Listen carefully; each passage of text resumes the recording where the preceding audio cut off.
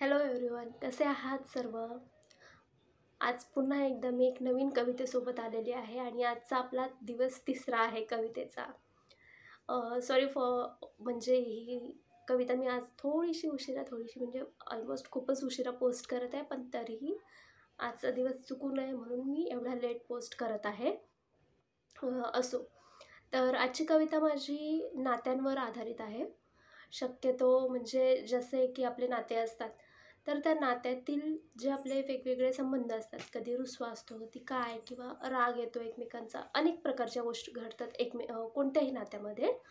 तर त्या घडणाऱ्या गोष्टी म्हणजे राग म्हणा किंवा इतर कोणत्याही गोष्टी, मतभेद, या गोष्टींना मी नात्यांशी जुळवून आणि जे आपण मराठीमध्ये विरामचिन्ह किंवा कुठलेही सांकेतिक चिन्ह वापरतो, त्या चिन्हांशी त्यांचा ताळमेळ कसा बसवला आहे, कसा तरी बसवण्याचा प्रयत्न केलेला आहे आणि तो कसा आहे तर बघू कवितेच्या रूपात.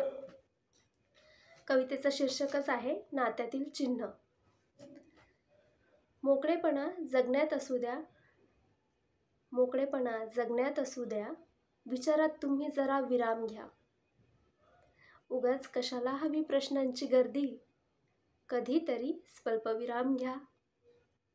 अनुस्वार असावा योग्य ठिकाणी, गोत्यात येतात नाहीतर नाती. अनुस्वार असावा योग्य ठिकाणी, गोत्यात येतात नाहीतर नाती. वाढत जाताना वाद जरी, पूर्णविराम लावून घ्या, टिकवण्यास नाती. वाढत जाताना वाद जरी, पूर्णविराम लावून घ्या, टिकवण्यास नाती. जर आपल्याला मनापासून एखादं नातं टिकवायचं असेल, तर समोरची व्यक्ती कितीही कधीही रागात जर बोलत असेल, तर आपण शांत जर बसलो तर कदाचित आपलं ते नातं टिकेल. पण जर त्या क्षणी आपण नाही तो एवढा हे करत आहे, तर मी का बरं शांत बसू, मी का ऐकून घेऊ, असं जर केलं तर ऑब्व्हियसली ते कुठलंही नातं असो ते टिकू शकत नाही. उद्गार असावा नेहमी स्पष्ट, गैरसमजाचा होईल अथवा जन्म. संयोग जुळून यावा नीट शब्दांचा, अयोग्य शब्दांमुळे पश्चाताप होतो आजन्म.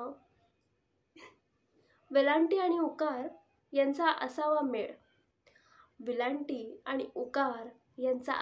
मेळ, शब्द आणि अक्षरांचा असतो हा खेळ. तर ही एक नात्यांवरची एक कविता मी लिहिली होती बऱ्याच दिवस आधी आणि आज असंच वाटलं की ही पोस्ट करावी. खरं तर ही पोस्ट करण्यामागे असं काही कारण नाही आहे किंवा विशेष असं नाही. माझा आवाज खरं तर बसलेला आहे आणि ही त्यातल्या त्यात छोटी कविता होती, त्यामुळे मी आज ठरवलं की ही पोस्ट करावी. तर कविता कशी वाटली मला नक्की तुमच्या प्रतिक्रिया कळवा आणि गेल्या 2 कवितांसाठी तुम्ही दिलेल्या प्रतिक्रिया बघून मला खरंच खूप आनंद झालेला आहे आणि असंच भरभरून प्रेम आता मला देत राहा, म्हणजे पुढे येणाऱ्या अनेक कविता तुम्हाला ऐकायला मिळतील आणि माझ्याही हातून आणखी नवनवीन काही लिहिता येईल मला. बाकी एवढं बोलून मी आजचा व्हिडिओ संपवते इथेच. थँक्यू, धन्यवाद.